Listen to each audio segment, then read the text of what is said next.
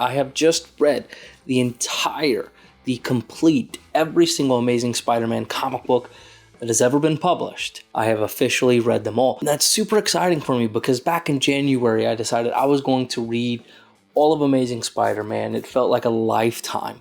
I started with 3 issues a day. That was the goal. And I would have been done somewhere around November, October-ish. And I officially finished it on August 15th. And to be candid with you guys, I could have finished it probably 4 weeks earlier if things weren't so rough on the back end of it. The last 100 issues or so were some of the, quite frankly, worst Spider-Man story arcs I've ever read. And hopefully, if that's kind of your only exposure to Spider-Man, you decide to go back and read some other things.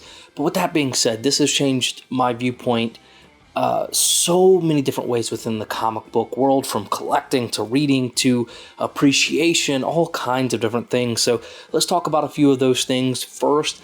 And then I know everybody kind of had some questions about your favorite story arcs, or, what's a good jumping on point, or, favorite artists or writers or whatnot. I'll do a couple of different videos on those so that this is not a 30-minute long video, but I promise you guys, it'll be worth it. So hit the subscribe button so that you see those coming out. What did this change for me? So really one of the big things that changed for me was what I'm buying on New Comic Book Day. I actually went in, killed the pull list outside of just some manga that I put on the pull list so that I'm still pouring money into the shop, but I killed everything but basically Spawn and Kanto. Those are basically the last things on the pull list because I have been so consumed by reading Spider-Man that I haven't had time for any of it. I have literally a short box over here over the last 8 months where I've not really read a New Comic Book Day book, so I killed it, put some on the pull list so I can still support Josh in the shop. But that's it. That's really what it is. And I'm going to continue that way because the plan is to continue reading stuff in this way, whether that's Avengers or Fantastic Four or even Daredevil. I'm thinking those are probably the top 3 choices at this point for me to continue reading. What I will tell you guys is if I do this again, and which I likely will, I will not likely read all of the modern stuff like I did. Because the way things were written in the Silver Age and the Bronze Age and even into the 90s, what I will tell you guys is there seems to be a totally different quality of product being put out, or care or appreciation or love. And I don't know if that has to do with editorial or writing or whatever it may be, but there's a massive gap, in my opinion, from what I was reading early on to kind of where it's at now. Spider-Man for me really dropped off around the Clone Saga, but I found myself, even in the last 100 issues of Spider-Man, wishing I could go back to things like the Clone Saga. If that tells you kind of my opinion on the recent stuff. So my thoughts are maybe with some of these other things like Avengers or Fantastic Four, read maybe Volume 1, Volume 2, depending on how they're broken out, and let that really be my base point for understanding of these characters, because ultimately that's the way they were originally written. And in my mind, I think the creators, the way they were meant to be. Now, this has also changed the way I've collected comic books. I used to go out and maybe buy single issues here or there, maybe buy some big keys that maybe I'm interested in this character, maybe I'm not. It's kind of hard to tell because I've never actually read them, and a lot of people are that way. They'll buy big keys based on a cover, or maybe I like this character, maybe I don't know because I haven't actually read it. But actually reading the comic books and understanding the storylines of these characters for me has been such a game changer. I went out and bought Silk's first appearance 6 months ago. I would have told you I have no interest in that book and never would have considered it, but reading the story and the character, I was like, oh, this is actually a pretty interesting comic character. I would like to have that first appearance. Same thing with Mary Jane and Gwen Stacy, for example. I thought Gwen Stacy was the better part of the two because early on Mary Jane was really irrelevant.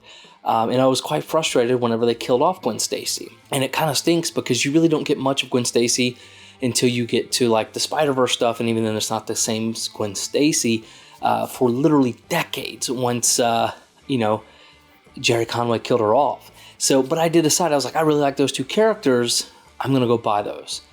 I really liked the Green Goblin, so I'm going to go buy that. Hobgoblin, really like that. Black Cat, really like those. So that's kind of interesting how it's changed my collection, is to, I'm not just going to buy random comic books now just because I like the cover or whatever. I'm going to buy what really makes me happy based on what I've read, and that's kind of brought me joy and that I appreciate the character.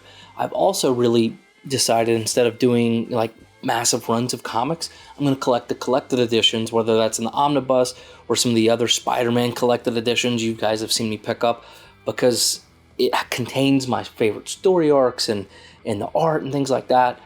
But I'm not having to go out and hunt down. And for some people, that may be what they want to do, hunt down every issue, spend that kind of money. For me, I just like to have it knowing, boom, there it is, it's done. I'm happy with it. So that's a couple of ways my collecting style have changed. Also, reading has also exposed me to characters that I've never actually read before.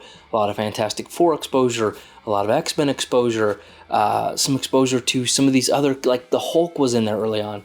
And I really did love and value being able to get a new perspective on these characters and how they were written originally, you know, back during those times, and get some exposure to how they originally were, which I loved. And it made me want to go back and read a lot of the Marvel team-up stuff. And, you know, again, that's why I chose the Fantastic Four or the Avengers or Daredevil, because those characters were early on in Spider-Man and kind of throughout the 900 plus issues of Spider-Man that gave me exposure to those that I really wanted to dig in deeper on. So it really piqued my curiosity there a little bit more, similar to when I read Spider-Man 2099 and Maestro was in there, and I'm like, wow, that's a really interesting character. I went down that whole rabbit hole last year of Maestro and Old Man Logan and Spider-Man 2099.